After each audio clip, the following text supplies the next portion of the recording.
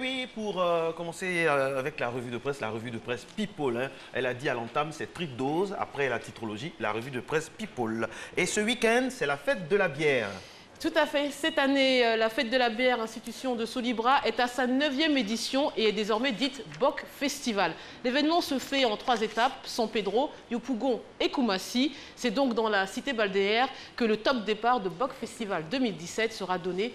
Et c'est DJ Mix premier, puis Yodé et Siro qui offriront le live de ce week-end. Quelques potins sur les People en Côte d'Ivoire. Alors, le mardi dernier, Seridier, célèbre joueur des éléphants, a fêté ses 33 ans. L'occasion pour nous de lui souhaiter un joyeux anniversaire et une victoire face au Maroc serait, je pense, le meilleur des cadeaux. On parle d'amour avec Odoxy Yao, qui avait affirmé qu'elle n'avait personne dans sa vie. Eh bien, elle vient de révéler sur son compte Facebook qu'elle n'est plus seule. Je la cite, « J'ai quelqu'un dans ma vie. Certes, je ne l'expose pas sur les réseaux sociaux, mais c'est une relation très discrète. Je la préfère ainsi. » Alors cette fois-ci, c'est une mauvaise nouvelle. Hein. Ça concerne notre collègue Lynn Jaber qui a été victime d'un grave accident de la circulation dans la journée du mardi 7 novembre 2017.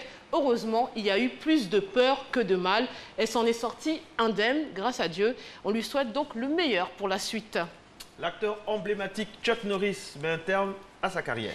Et oui, l'acteur a annoncé officiellement sur la chaîne américaine CBS qu'il mettait un terme à sa carrière d'acteur. La légende des films d'action veut désormais se consacrer entièrement à sa famille, plus particulièrement son épouse, gravement malade, et combattre l'industrie pharmaceutique. Selon lui, sa femme aurait été empoisonnée par un produit injecté avant une IRM. Mariés depuis 1998 et parents de jumeaux, ils vivent un enfer depuis maintenant 4 ans.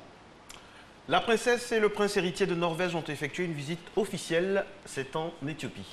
Oui, et selon Paris Match, les liens sont forts entre la Norvège et l'Éthiopie, et cela ne date pas d'hier. Il faut remonter à la Seconde Guerre mondiale pour trouver l'origine de cette amitié entre les deux pays.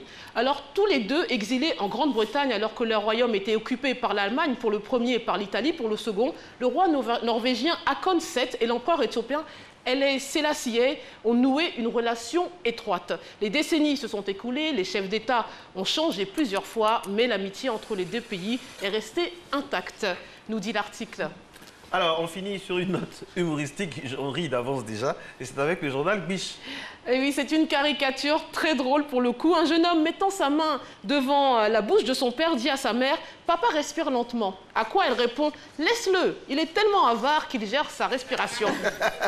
Vraiment, c'est pas sympa. Mesdames, en ce moment, sur les caricatures, on n'est pas très sympathique, je tiens à le dire. Alors, tout à l'heure, revue de presse classique.